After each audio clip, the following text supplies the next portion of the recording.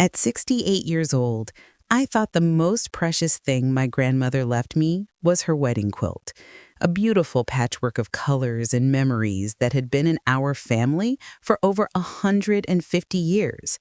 I was wrong.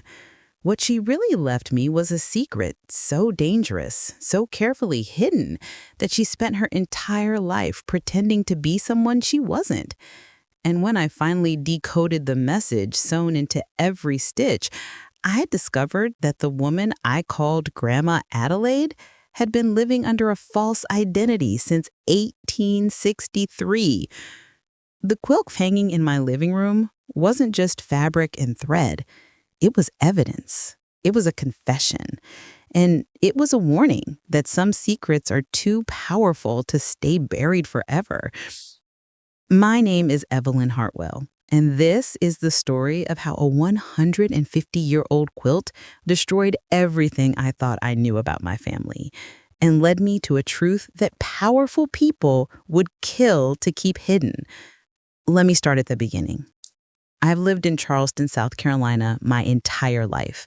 Born here in 1957, raised in a modest home in the historic district, educated at the local schools, worked as a nurse at MUSC for 40 years before retiring 5 years ago. Charleston is in my blood. The sweetgrass baskets, the church bells, the smell of pluff mud at low tide, the way the Spanish moss hangs from the live oaks like nature's curtains. My grandmother Adelaide, we called her Grandma Addie, died when I was 38 years old, back in 1985. She was 94, sharp as a tack until the very end, and she left me her most prized possession, her wedding quilt. The quilt was extraordinary. Even people who knew nothing about quilting could see that. It measured about 8 feet by 8 feet, made up of hundreds of small fabric squares arranged in what seemed like a random but beautiful pattern. Deep blues and rich browns, bright yellows and soft greens, blood reds and pure whites, all carefully stitched together with tiny, precise stitches that spoke of countless hours of painstaking work. Grandma Addie always said she made it for her wedding in 1911, when she married my grandfather, Thomas Hartwell. She said it took her 2 years to complete, that every square represented a memory or a hope for her future. She kept it folded in a cedar chest most of the time, only bringing it out on special occasions, Christmas, Easter, family reunions. When she died, she left specific instructions in her will. The quilt was to go to me, her eldest granddaughter, not to my mother, Grace, not to my aunts, but to me. At the time, I thought it was because I'd always admired it, always asked her about the different fabrics and patterns. Now I know the real reason. For 35 years, that quilt hung in my guest bedroom. My husband Raymond loved it, said it added character to the room, made the house feel connected to history. My daughter Claudia used to trace the patterns with her fingers when she was little, making up stories about what each square represented. "This one is a princess," she'd say, pointing to a deep purple square. "And this one is her castle," touching a brown patch nearby. "And these yellow ones are the sun shining on her kingdom." I'd smile and encourage her imagination, never knowing that the patterns actually did tell a story, a real story, a dangerous story that my grandmother had literally sewn into the fabric. Everything changed 3 months ago.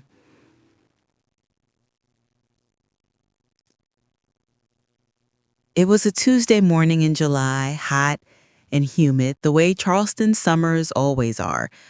I was having my coffee on the piazza, that's what we call porches here, when a car pulled up in front of my house. A woman got out, professional looking, probably in her mid-40s, carrying a leather bag. She walked up my front steps with the confident stride of someone on a mission. "Mrs. Hartwell? Evelyn Hartwell?" she asked. "Yes," I said, immediately wary.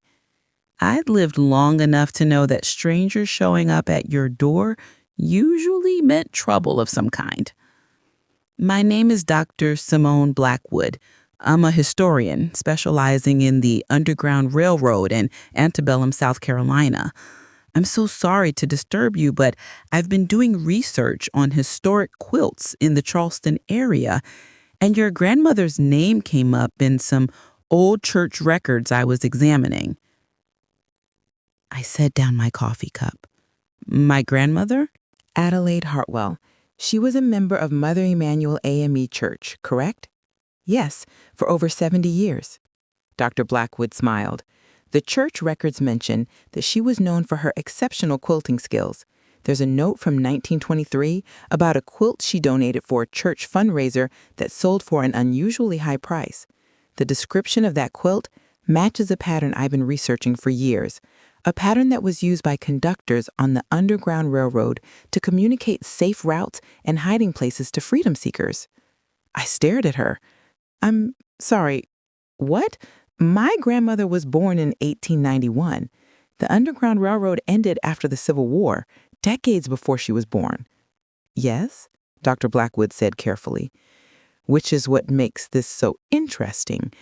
If your grandmother was using Underground Railroad patterns in the 1920s, she either learned them from someone who was actually involved in the railroad, or, she paused, or she had access to original quilts from that era. Either way, her work could be invaluable to my research. I was hoping, and I know this is a huge imposition, but I was hoping you might have any of her quilts that I could examine. Just photographs would be helpful, but if you had an actual quilt, I have her wedding quilt. It's been in my guest room for 35 years. Dr. Blackwood's eyes lit up. Would you be willing to let me look at it? I promise I'll be extremely careful. I just need to document the patterns, take some photographs for my research. Come in, I said, standing up.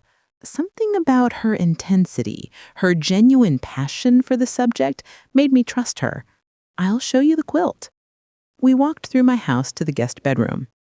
The quilt was spread across the bed, just as it had been for decades.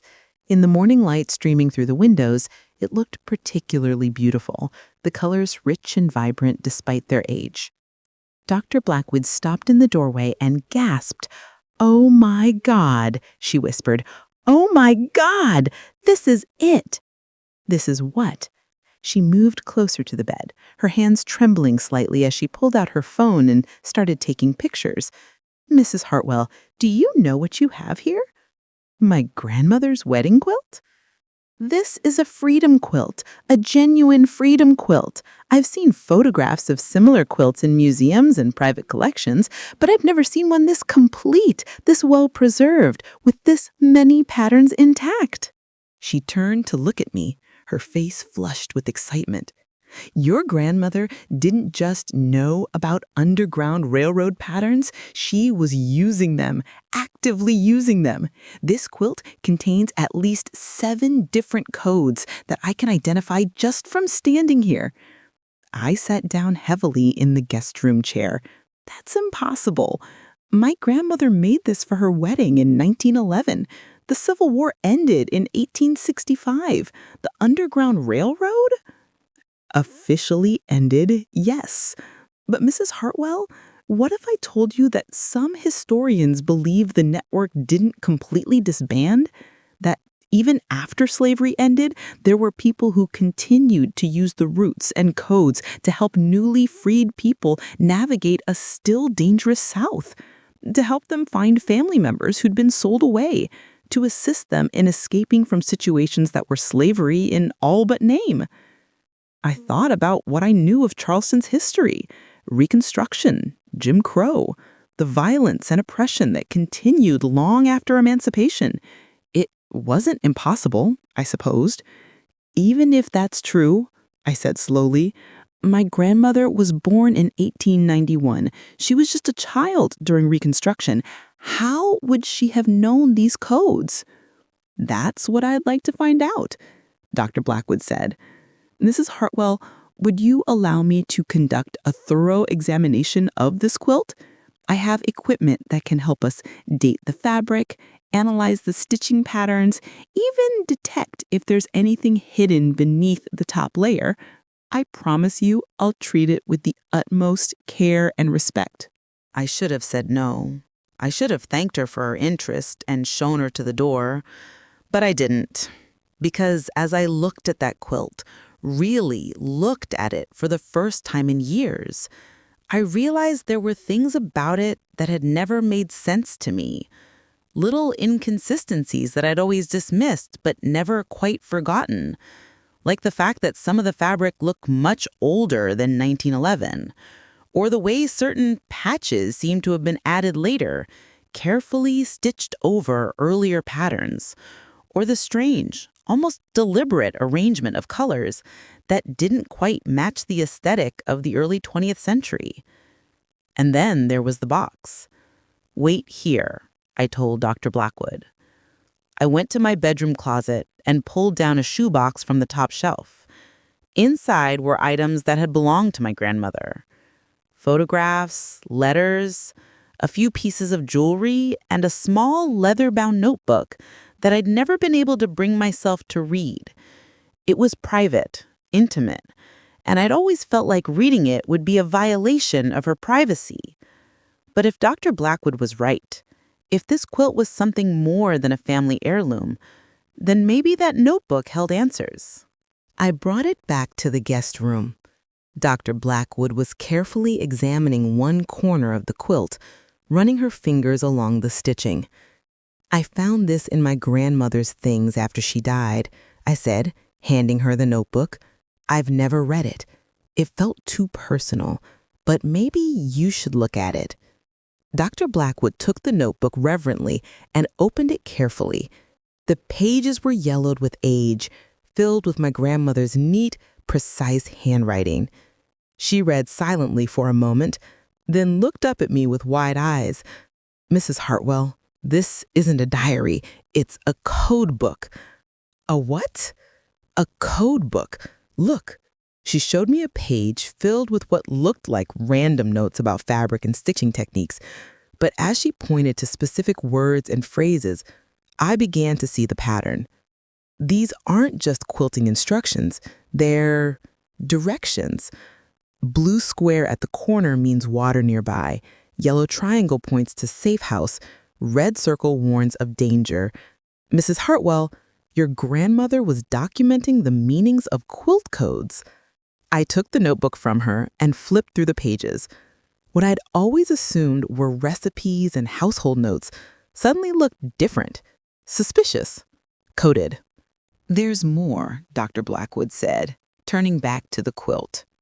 She pointed to a small patch in the lower right corner, a simple brown square that I'd never paid much attention to. "This square is slightly raised.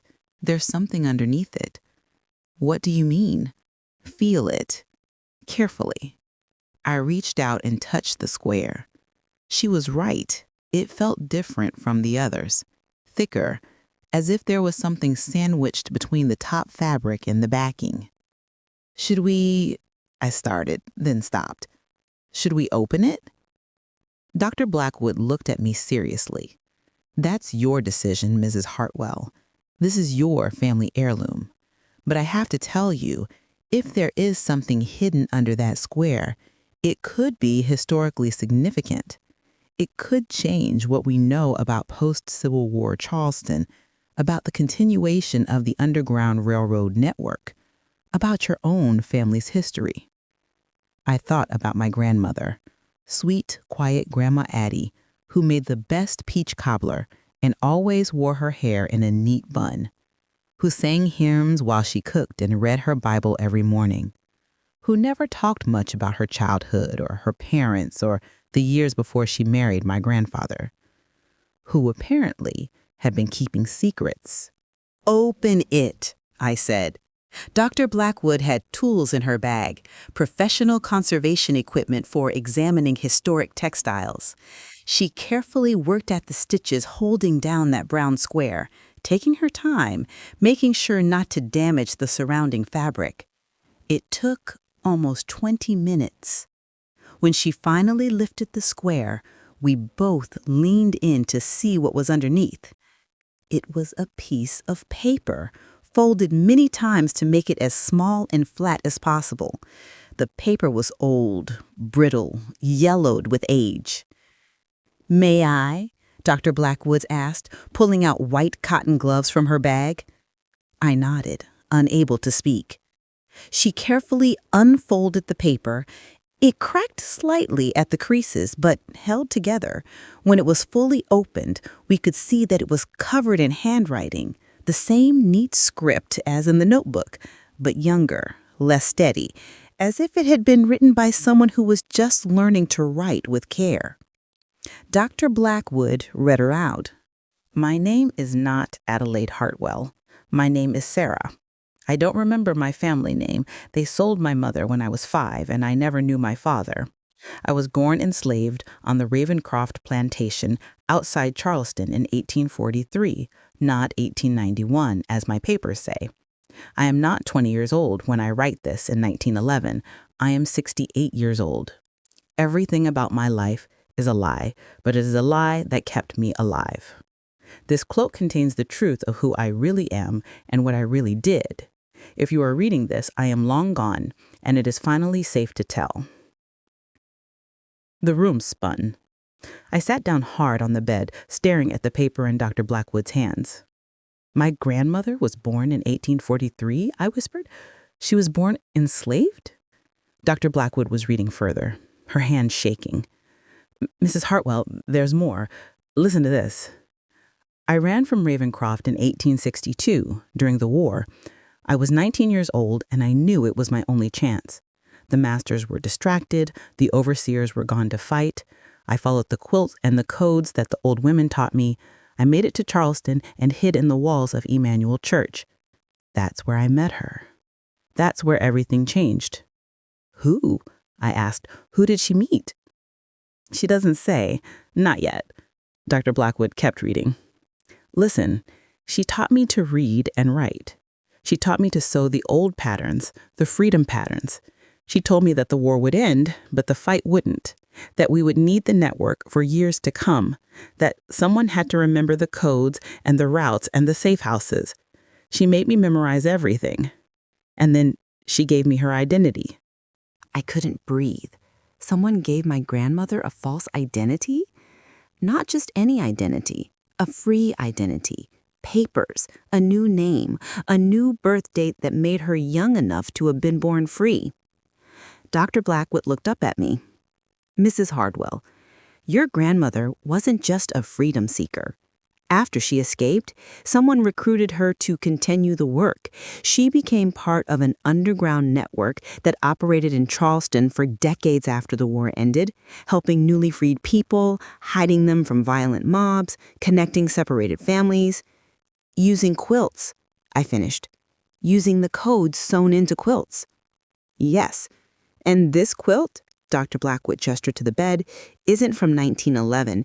It's much older. Some of these fabrics are from the 1860s. Your grandmother, Sarah, probably added to it over the years, incorporating new codes, new patterns, documenting everything she knew in fabric and thread, because it was too dangerous to write down. Except she had written it down. In the notebook, in the hidden note. Why? Why keep it secret for so long? Slavery ended, the war ended. Why continue pretending to be someone else?" Dr. Blackwood's face was grave. "Because it wasn't safe. Even after the war, it wasn't safe for formerly enslaved people to be too vocal about their past, especially if they'd been involved in resistance activities. There were still Ravencroft descendants in Charleston. There were still people who believed in the old order, who would punish anyone who'd helped slaves escape. Your grandmother was protecting herself, and probably protecting others, people whose names and stories were encoded in this quilt." I looked at the quilt with new eyes. Those random patches of color suddenly seemed deliberate, purposeful, a map, a record, a testament. "We need to document everything," Dr. Blackwood said, her voice urgent. Every pattern, every stitch, every hidden message. This isn't just your family history, Mrs. Hartwell. This is American history. This is a primary source document about the Underground Railroad and its aftermath, created by someone who was actually there. Over the next week, Dr. Blackwood returned to my house every day. She brought equipment, colleagues, historians who specialized in different aspects of the period. They photographed the quilt from every angle, analyzed the fabrics, documented the stitching patterns, and slowly, they decoded what my grandmother had created. The quilt was arranged in sections, each representing a different time period or different information. The outer border contained what Dr. Blackwood called traditional Underground Railroad codes, patterns that had been used during slavery to communicate escape routes. The North Star pattern, pointing the way to freedom. The bow tie pattern, indicating it was time to change into disguise. The flying geese pattern, showing the direction to travel. But the intersections were more complex. They mapped out Charleston and the surrounding areas, with different fabrics representing different landmarks. A blue square for the harbor, green for the parks, brown for the Emmanuel Church. Each location was carefully placed in relation to the others, creating a textile map of the city as it existed in the 1860s. And woven throughout were names. Not written in thread, that would have been too obvious, but coded into the patterns themselves. Certain combinations of colors represented letters. When you read the quilt in the right order, following the correct path through the patches, names emerged. Names of people my grandmother had helped, names of safe houses and their operators, names of people who'd provided food, shelter, forged papers, passage on ships, names of the network that had continued operating long after everyone believed it had ended.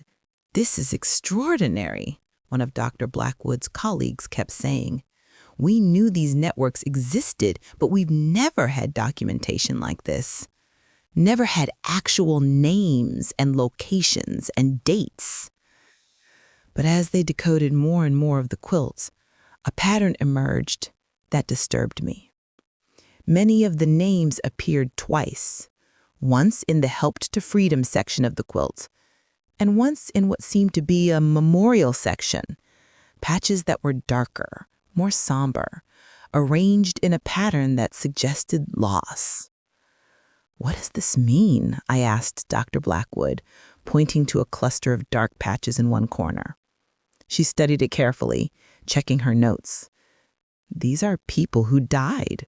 Your grandmother was documenting not just successes, but failures. People who were caught, people who were killed, people who disappeared."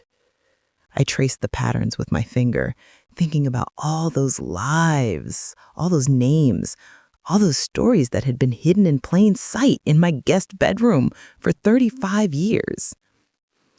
"There's something else," Dr. Blackwood said quietly. She'd been examining the very center of the quilt, where the patterns were most complex.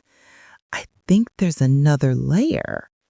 The way these stitches are arranged, the thickness of the padding here, I think there might be something else hidden inside the quilt.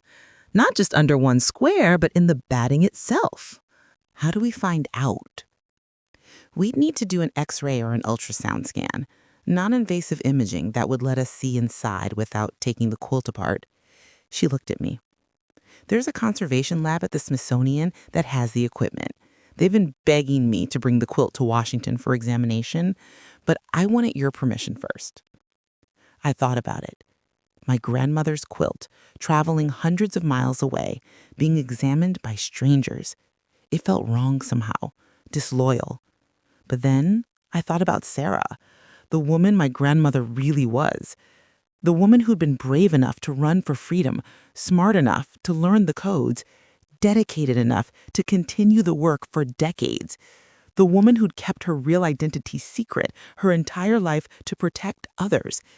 She documented everything in this quilt for a reason.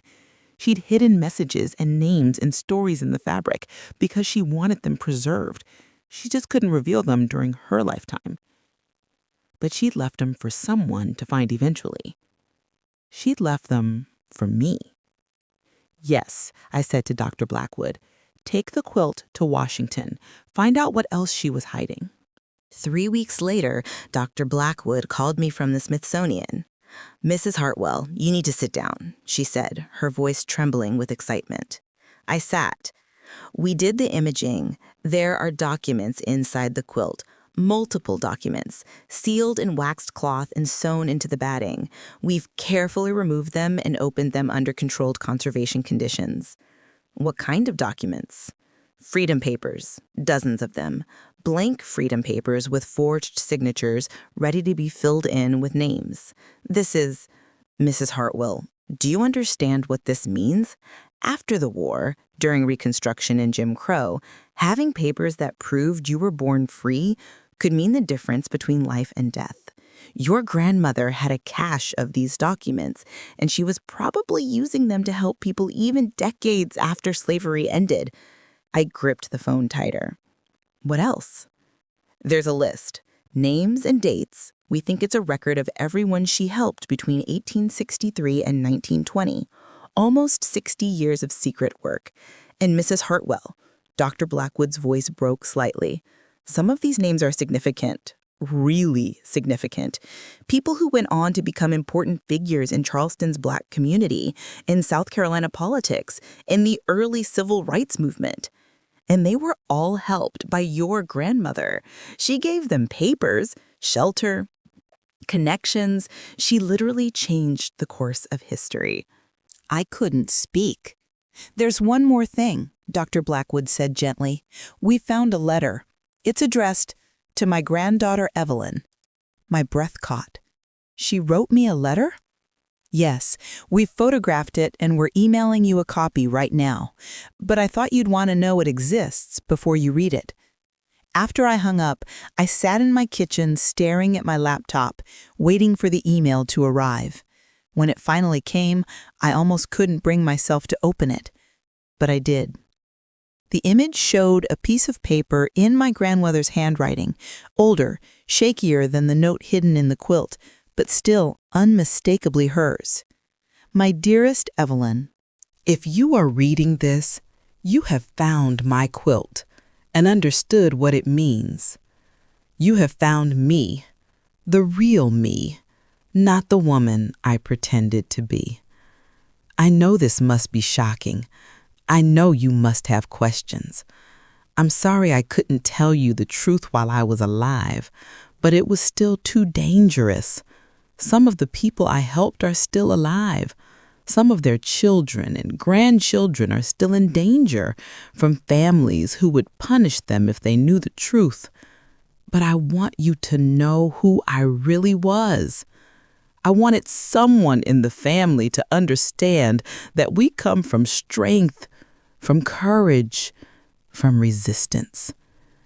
Your great-great-grandmother, whose name I never learned, was enslaved, but she taught me the old songs, the hidden meanings and the spirituals, the ways our people communicated right under the master's noses. When I ran, I carried that knowledge with me. The woman who gave me my new identity, her name was Elizabeth something. I never knew her last name. She was white, from an abolitionist family in the North. She came to Charleston during the war to work with the contraband slaves, and she stayed after to help with Reconstruction. She was the one who taught me to read and write properly, who helped me understand the quilt codes so I could use them myself. She told me that the fight for freedom didn't end with the war. She said we would need to keep helping people, keep providing shelter and protection and papers for decades to come. She was right. I became Adelaide Hartwell in 1863 when I was 20 years old, and Elizabeth gave me papers with that name. I married your grandfather Thomas in 1911 when I was really 68, but my papers said I was 20. I lied about my age for the rest of my life because the truth would have exposed everything. All the people I'd helped, all the safe houses, all the connections in the network. Your grandfather never knew. I loved him, but I couldn't tell him. It was too dangerous. Your mother never knew. I wanted to protect her. But you, Evelyn, you always asked questions. You always wanted to know about the quilt, about the patterns, about my childhood. I saw curiosity in you and intelligence, and I knew that someday you would figure it out. I hope when you do, you'll be proud. Proud of where you come from, proud of what your ancestors survived and what they accomplished. The quilt contains records of everyone I helped. Their names are coded into the patterns. Dr. Blackwood will help you decode them if she hasn't already. Those people deserve to be remembered. Their families deserve to know that someone was helping them, protecting them, giving them a chance at real freedom, even when the law said they were already free. I did what I could with the life I was given. I was born Sarah, enslaved and nameless. I became Adelaide, free and purposeful. Both women were real. Both women were me. And now you know the truth. I love you, sweetheart. I always have. I'm so proud of the woman you've become. Strong and kind and curious about the world. Take care of the quilt. Tell the stories when it's safe to do so. And remember that our family's strength comes from surviving impossible things and helping others do the same. With all my love, your Grandma Addie, Sarah. I don't know how long I sat there crying. Long enough that my daughter, Claudia, who had a key to my house, let herself in and found me in the kitchen with tears streaming down my face. Mom, what's wrong? She rushed to my side. I couldn't speak. I just turned the laptop toward her and let her read. When she finished, she was crying too. Grandma Addie was? She started, then stopped. She was a slave. She escaped. She spent her whole life helping people? Yes, I managed to say. And we never knew? She couldn't tell us. It wasn't safe. Claudia stared at the screen, reading the letter again. Then she looked up at me with wonder in her eyes. Mom, do you understand what this means? We're not just descended from enslaved people. We're descended from a freedom fighter, from someone who risked everything to help others. She was right. This changed everything. Not just how I thought about my grandmother, but how I thought about myself, my family, our place in history. Over the next few months, Dr. Blackwood and her team finished documenting the quilt. They identified 73 individual names encoded in the patterns. 73 people my grandmother had helped between 1863 and 1920. They traced many of those names through historical records and found descendants. People who had no idea their great-grandparents or great-great-grandparents had been aided by a secret network that operated long after the Underground Railroad officially ended. The story made national news. Secret Quilt reveals hidden history of post-Civil War Underground Railroad, the headlines read. My grandmother's real name, Sarah, whose family name we'll never know, became known to historians and scholars around the world. The Smithsonian wanted to acquire the quilt for their permanent collection. They offered a substantial sum of money and promised it would be displayed with full context, honoring my grandmother's real story. It was tempting. But in the end, I said no. The quilt stays with me, I told Dr. Blackwood. It stays in our family. That's what Grandma Addie wanted. She left it to me specifically. I'll loan it to museums for exhibitions. I'll allow researchers to study it.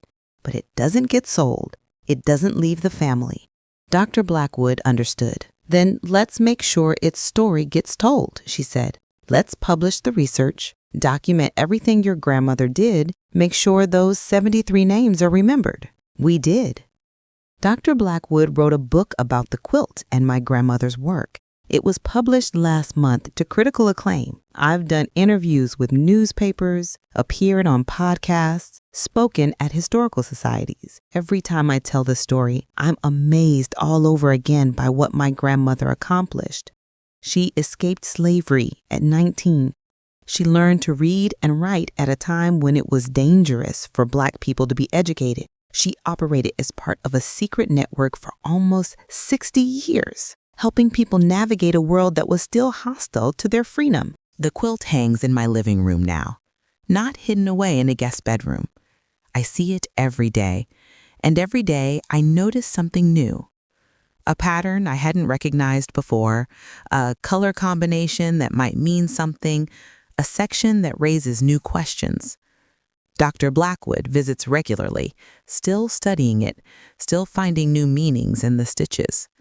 We've become friends, bound together by our shared fascination with my grandmother's work.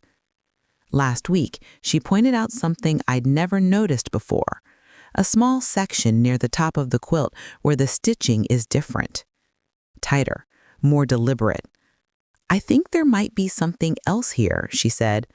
Another hidden document maybe, or another layer of code we haven't deciphered yet. Should we look? I asked. She smiled. That's up to you, but I suspect your grandmother left more than one secret in this quilt. She had 60 years to add to it after all.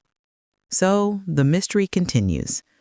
With every answer we find, new questions emerge. What else did my grandmother hide in the quilt? Who else did she help? What other stories are woven into the fabric? I may spend the rest of my life finding out. And you know what? That seems fitting. My grandmother spent her life keeping secrets, protecting people, preserving history in the only way she could. Now it's my turn to reveal those secrets, honor those people, share that history with the world. She called herself Adelaide, but her name was Sarah. She pretended to be born in 1891, but was really born in 1843. She seemed like a simple, quiet woman who made quilts, but she was actually a freedom fighter who changed lives. She was my grandmother, and I never really knew her until she was gone. But now, through this quilt, I'm getting to know her, the real her, and I'm so proud to be her granddaughter. I think about what Dr. Blackwood said that first day, that quilts tell stories. She was right. This quilt tells a story of courage and sacrifice and quiet resistance. It tells a story of a woman who refused to let her identity or her purpose be defined by slavery. It tells a story of secret networks and hidden codes and people helping people in the most dangerous of times. And it tells my story, too. The story of how I learned where I come from, who my people really were, what kind of strength and courage runs through my family. Every time I look at it, I think about my grandmother at 19, running through the South Carolina night, following quilt codes just like this one, trusting that strangers would help her because of patterns sewn into fabric. And I think about how she spent the rest of her life making sure other people had that same safe passage, how she became the person hanging the quilts, creating the codes, offering the help. She could have stopped once she was safe. She could have built a quiet life and tried to forget the trauma of slavery. Instead, she continued the fight for decades, risking exposure, risking everything, because she believed in freedom, real freedom, not just legal freedom. That's my heritage. That's my grandmother. That's the woman whose name I carry forward, even if that name wasn't really hers. Last night, I had a dream about her. In the dream, I was standing in my living room, looking at the quilt, when I heard footsteps behind me. I turned around, and there she was, Not as the old woman I remembered, but young, maybe in her 20s, wearing the simple clothes of the 1860s. You found it, she said, smiling. I found it, I confirmed. Grandma Addie, or should I call you Sarah? She laughed. I've been Adelaide longer than I was Sarah. Call me what feels right to you. Why didn't you tell me? I asked. Why keep it secret, even from me? Because some secrets are like seeds, she said. They need time in the dark before they can grow into something beautiful. The truth about what I did, who I was, it needed time to be safe. Time for the people I helped to live full lives without fear. Time for their children and grandchildren to be secure. And time for you to be ready to understand. Am I ready now? She looked at the quilt, running her hand over the patterns. You've been ready your whole life, sweetheart. That's why I left it to you. You always wanted to know the truth, even when it was inconvenient, even when it would have been easier to believe the simple story. There's more, isn't there? More secrets in the quilt? She smiled mysteriously. Life is long and full of stories, Evelyn, and I had a very long life. Keep looking, keep asking questions, keep seeking the truth. And then she was gone. And I woke up in my bed, sunlight streaming through the windows. I got up and went to the living room. The quilt was there, exactly as always, beautiful and complex and full of mysteries. I poured my coffee and sat down in the chair facing the quilt, studying it in the morning light, just as I'd been doing every day for the past 3 months. But today, something caught my eye that I'd never noticed before. The dream had left me unsettled, looking at the quilt with fresh perspective. And there, in the upper left corner, where the light hit it just right, I could see a very faint discoloration, a shadow that didn't quite match the rest of the fabric. I set down my coffee and moved closer. The section looked like part of the border pattern, a series of small triangles in various shades of blue and brown. But when I touched it, I felt that same thickness that Dr. Blackwood had noticed in the brown square. Something was underneath. I pulled out my phone and called her, even though it was barely 7 in the morning. Mrs. Hartwell? She answered, sounding instantly alert. Is everything all right? I found something else, I said, in the quilt, upper left corner. I think there's another hidden document. She was at my house within the hour, arriving with her conservation equipment and barely contained excitement. I knew it, she said, examining the section carefully. I knew there had to be more. Your grandmother had 60 years to add to this quilt, and we've only uncovered a fraction of what she might have hidden. Working with the same painstaking care as before, Dr. Blackwood carefully loosened the stitches. It took longer this time. The stitching was older, tighter, the thread more fragile with age. When she finally lifted the fabric, we found not 1, but 3 small pieces of paper, each folded and preserved with the same care as the first letter. The first document was a list of names, but not names of people my grandmother had helped. These were different. What is this? I asked, studying the unfamiliar names. Dr. Blackwood was already pulling out her laptop, typing frantically. These names, give me a moment. Oh my God! What? She turned the screen toward me, showing a historical document from the South Carolina archives. These are the names of slave owners, specifically Charleston slave owners who were known for extreme brutality. Your grandmother was documenting them. Why would she? Because after the war, many of them tried to hide their passes. They claimed they'd been kind masters, that they'd treated their enslaved people well. Some of them reinvented themselves as progressives, as friends to the Black community. Your grandmother was creating a record of the truth, evidence that could expose them if needed. The second document was even more shocking. It was a carefully drawn map, but not of Charleston. This showed a network spanning the entire South, from Maryland down to Florida, from the Atlantic coast to the Mississippi River. This is the network, Dr. Blackwood whispered. The entire post-war network. All the safe houses, all the connections, all the routes. Mrs. Hartwell, this is evidence of an underground railroad that operated for decades after everyone thought it had ended. This is... She stopped, overwhelmed. This is going to rewrite what we know about Reconstruction and Jim Crow. This proves there was organized resistance, organized help for much longer than we thought. But it was the third document that made my hands shake. It was another letter, this one shorter than the first, and written in a different hand, shaky, uncertain, as if the writer was elderly or ill. Dr. Blackwood read it aloud. To whoever finds this, probably you, Evelyn, if Sarah's intuition about you was right, my name is Elizabeth Blackwood. I'm 82 years old and dying. I don't have much time left. Sarah has already passed, and with her went most of the truth about what we did, who we helped, how long we fought. But before I go, I need someone to know that it wasn't just us. There were hundreds of us, black and white, working together, continuing the fight long after the law said we'd won. We saved lives. We changed lives.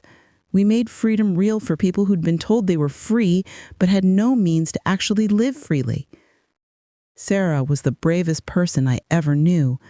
She risked everything, every single day, for 60 years. She never sought recognition. She never wanted glory. She just wanted people to be safe. I gave her my name, Blackwood. That's why she chose Hartwell later, when she married. She wanted something that sounded similar but wasn't quite the same, a way to honor what we'd done together without revealing the truth. If you're reading this, the time has come for the truth to be told. Tell our story. Tell Sarah's story. Tell the story of everyone who fought for freedom when the war was over but the battle wasn't won. Elizabeth Blackwood, Charleston, South Carolina, March 1923. I looked at Dr. Blackwood, really looked at her for the first time. Blackwood, I said slowly, your name is Blackwood. She was staring at the letter, tears streaming down her face. My great-great-grandmother was named Elizabeth Blackwood. She came to Charleston during the Civil War and never left. The family always said she was involved in abolitionist work, but we had no details, no proof. She died in 1923. You're descended from the woman who helped my grandmother, I whispered. We've been connected this whole time. Our families have been connected for over 150 years, and neither of us knew it. We sat in stunned silence, both processing what this meant. Two families bound together by a secret that had lasted more than a century. Two women, one black, one white, who had worked together in the most dangerous of times, who had saved lives and kept each other's secrets, who had documented their work in a quilt because it was too dangerous to speak of it aloud. And now, 150 years later, their descendants had found each other again, brought together by that same quilt, to finally tell the story that had been hidden for so long. There's something else, Dr. Blackwood said, her voice shaking. She was examining the map more closely. Look at this symbol here. Do you see it? A small star with 5 points, marked in several locations throughout the South. I looked where she was pointing. The symbol appeared maybe a dozen times on the map, always in cities or near major transportation routes. What does it mean? I think, she paused, checking something on her laptop. I think these are locations where there are more quilts, more documentation. Your grandmother wasn't working alone, and this wasn't the only record. She and my great-great-grandmother created a network of quilts, each one documenting different aspects of the work, different names, different routes. Are you saying there are more quilts like this one? I'm saying there might be a dozen or more, hidden in families across the South, passed down through generations, their true meaning forgotten or deliberately obscured, waiting to be found. The implications were staggering. If each quilt contained the kind of detailed information that my grandmother's did, we were looking at a comprehensive historical record of organized resistance during Reconstruction and Jim Crow. Names, places, dates, methods, everything historians had been speculating about for decades. We need to find them, I said. Yes, Dr. Blackwood agreed. We need to find them and tell these stories before it's too late, before the last people who remember are gone, before the quilts are lost or destroyed, before the truth is buried forever. Over the following weeks, we began the work. Dr. Blackwood used her historical research skills to track down descendants of the people named in my grandmother's quilt. I reached out to Black churches and historical societies across the South, sharing the story, asking if anyone had similar quilts in their families. The response was overwhelming. Within a month, we'd identified 5 more quilts that matched the pattern style and coding system of my grandmother's work. Each one was owned by a descendant who had no idea what they really had, just a family heirloom, old and beautiful and mysterious. One quilt was in a church in Atlanta, hanging on a wall as a simple decoration. When we examined it, we found it documented safe houses throughout Georgia and Alabama. Another was in a private collection in Richmond, Virginia. The owner had inherited it from her grandmother and kept it in storage because it didn't match her modern decor. It contained names of Underground Railroad conductors who'd continued their work well into the 1880s. A third quilt was in a museum in Mississippi, incorrectly labeled as Traditional Pattern Work circa 1900. When we convinced them to let us examine it properly, we discovered it was a record of voter registration efforts during Reconstruction, documenting Black men who'd successfully registered to vote, and the white allies who'd helped protect them from violence. Each quilt told a piece of the story. Each one added names and dates and details to the historical record. And each one proved that the network my grandmother and Elizabeth Blackwood had been part of was much larger, much more organized, and much more effective than anyone had imagined. But we were also racing against time. Several of the quilt owners were elderly, and some were considering selling their family heirlooms or donating them to museums that wouldn't understand their true significance. If we didn't document them now, if we didn't decode them and preserve the information they contained, that history could be lost forever. It became my mission, my purpose. I was 68 years old, retired, with nothing but time on my hands. I threw myself into the work with an intensity that surprised even me. I traveled to meet quilt owners, helped Dr. Blackwood with research, gave presentations at universities and historical societies. My daughter Claudia joined the effort too. She took a leave of absence from her job to work as our project coordinator, managing the logistics of examining quilts, connecting with descendants, and documenting everything we found. "This is our family's legacy," she told me one evening as we worked late in my dining room, surrounded by photographs and notes and research materials. Grandma Addie, Sarah, she preserved this history because she knew it mattered. Now it's our job to make sure it gets told. She was right. This wasn't just about quilts anymore. It was about honoring the courage of people who'd fought for freedom when the law said the fight was over. It was about recognizing the white allies who'd risked their own safety to help.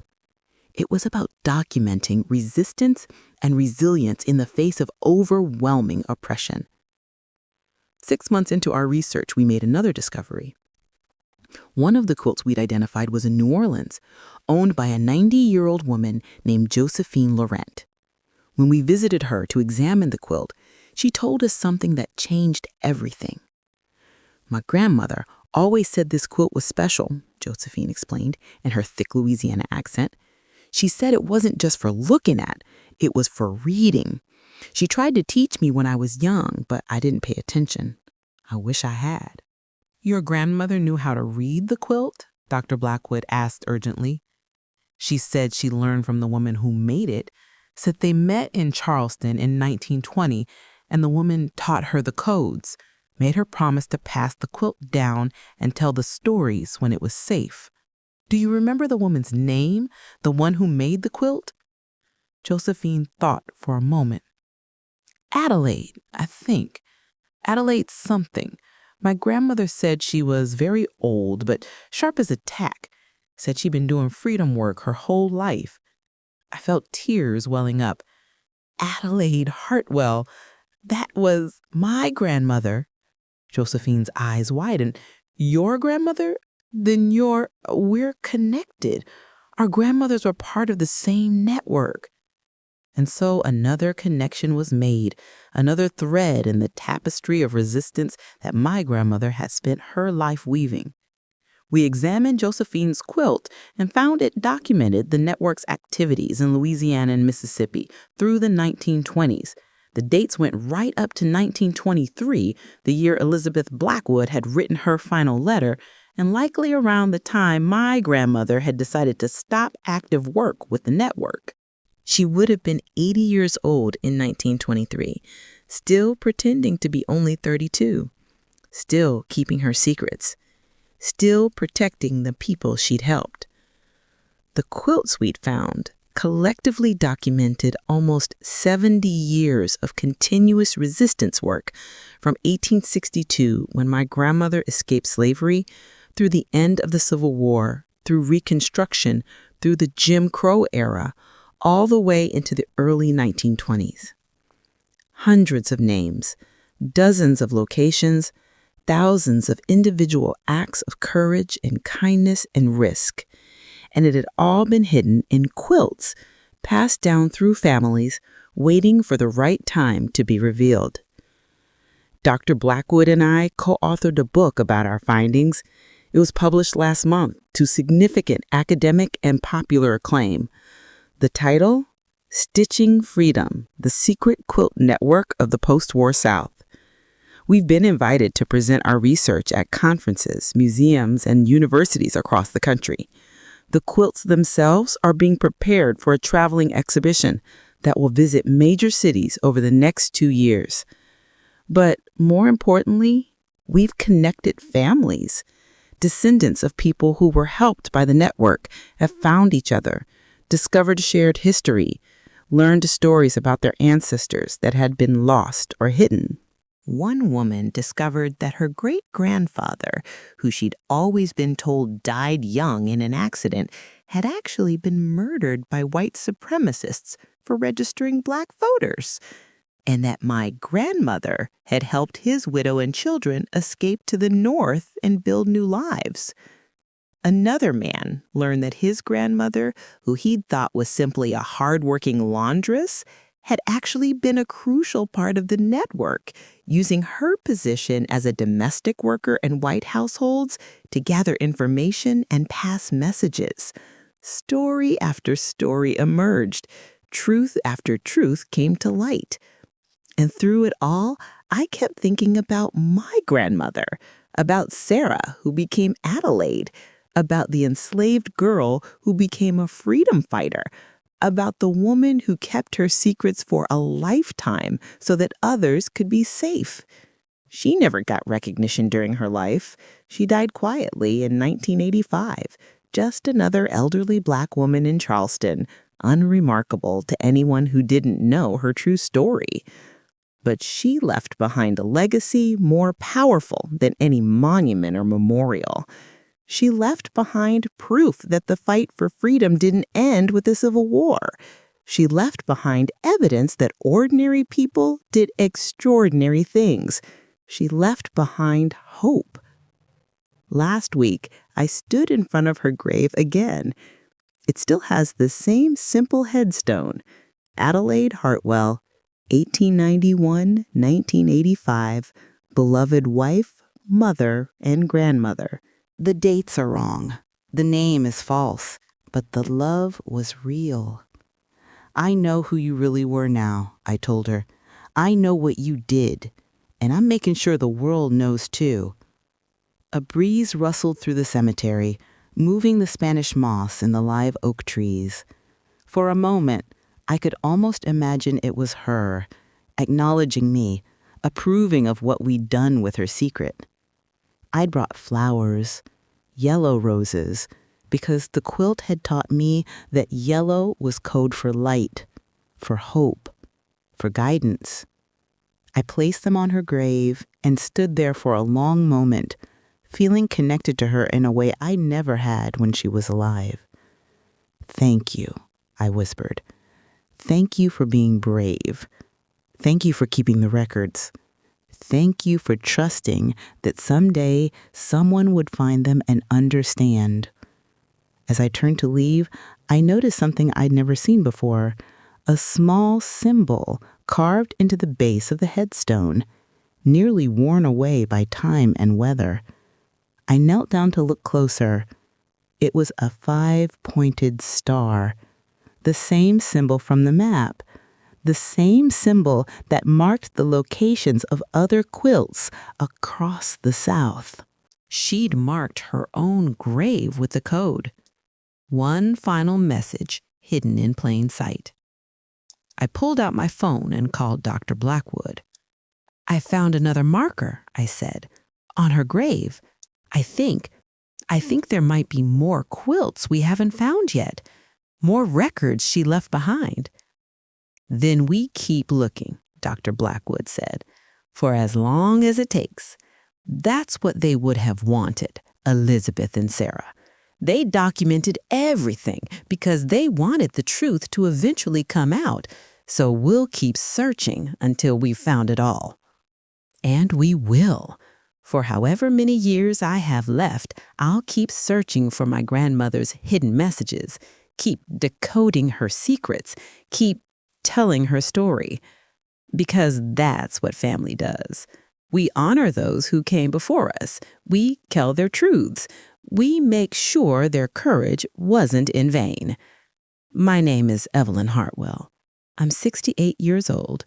I'm the granddaughter of a woman who was born enslaved and died free, who spent her life fighting for other people's freedom while hiding her own truth, who documented history in the only way she could, by stitching it into the fabric of a quilt, and trusting that someday someone would understand.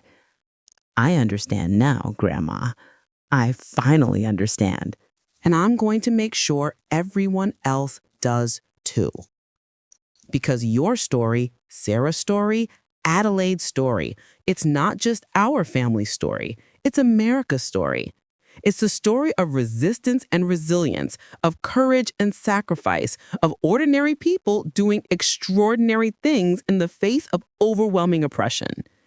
It's the story of freedom, real freedom, hard-won freedom, freedom that took generations to achieve and came at tremendous cost.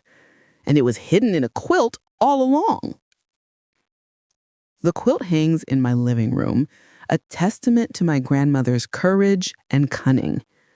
Every day, I look at it and see something new, another pattern I hadn't noticed, another possible code, another mystery waiting to be solved. Dr. Blackwood says we've probably only decoded about 60% of what the quilt contains. The rest is still waiting to be discovered. More names, more places, more stories of people who risked everything for freedom. I'll spend the rest of my life uncovering those stories if I have to, because my grandmother spent her life preserving them, and that deserves to be honored. because the people she helped deserve to be remembered. Because the truth, no matter how long it's been hidden, deserves to be told. And because a 150-year-old quilt turned out to be more than just fabric and thread. It was a map. It was a message. It was a memorial. It was evidence that secrets, no matter how carefully kept, eventually come to light. It was proof that one woman, one formerly enslaved woman, who taught herself to read and sew coded messages and hide her true identity for 80 years, could change the course of history.